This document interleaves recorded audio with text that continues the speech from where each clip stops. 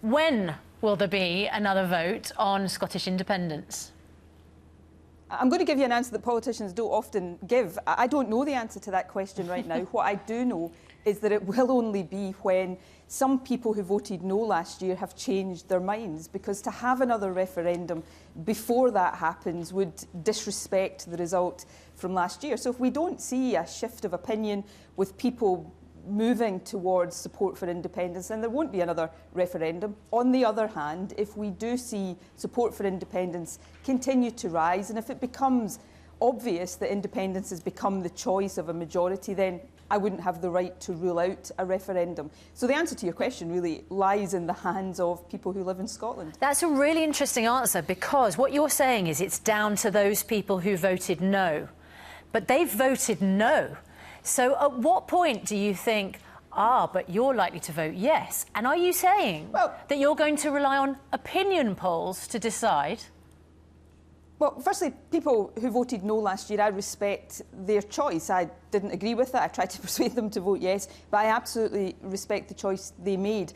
And what I'm saying is, if they don't change their minds, then it wouldn't be right to have another referendum. But in a democracy, people are allowed to change their minds. Now, I'm not suggesting that one opinion poll showing majority support for independence would be sufficient, or even two. We've actually had a couple of polls in the last couple of months showing majority support for independence. What I'm suggesting is that you would have to see over a sustained period of time clear majority support for independence that was indicative of the fact that a significant number of people who voted no had changed their minds. Now, in those circumstances, no politician has got the right to stand in the way of democracy. Now, there may well be things happen over the next couple of years or few years ahead that do lead people to change their minds. You know, we've got a Tory government that most people in Scotland didn't vote for, that are pursuing policies that many don't agree with. We're facing a European referendum where Scotland could, and I put it no more strongly than that, find itself taken out of the EU against our will. So these are all factors that will influence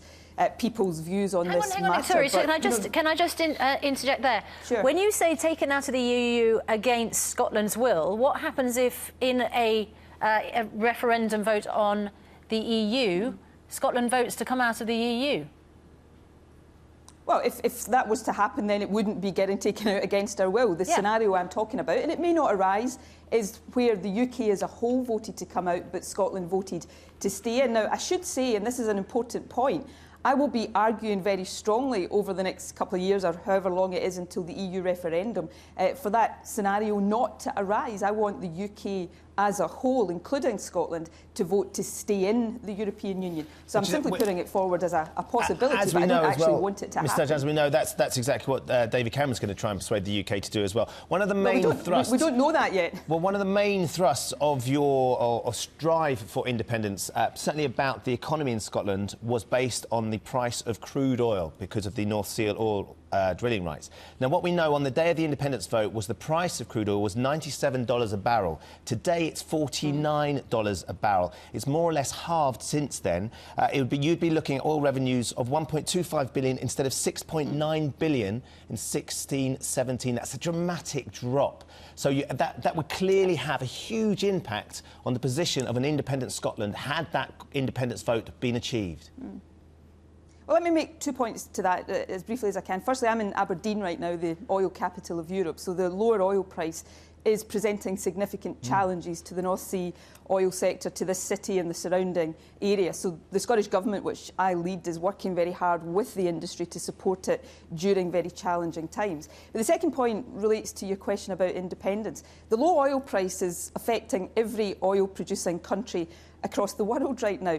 None of them are dealing with it by saying, oh, we can't afford to be independent countries anymore. But they are already, though, Ms. Sturgeon, they are already. This was a main thrust of Alex Salmond's drive for independence at the time, was that you would be able to support yourselves because the value of the oil. Well, with respect, it wasn't. What we said was that oil is a bonus in the Scottish economy, not the basis of the economy. Now, that's not me saying oil's not important. What I am saying is that Scotland has got a strong diverse, very varied economy. So if you look ahead for the next few years, for example, our onshore revenues as a country are estimated to rise much more than the estimated decline in oil revenues. So Scotland's economy is not dependent on oil, and the case for independence wasn't dependent on oil either. Scotland's got a strong, diverse economy, and one of the big arguments for being independent is that you have more economic powers to try to grow your economy faster and more sustainably. OK. Nicola Sturgeon, thanks very much indeed. Yes, there are some Labour MPs, maybe more than some, who do not agree with me on my belief that we should not be renewing our nuclear fleet, the Trident system. We should instead be investing that money in high technology engineering and protecting jobs.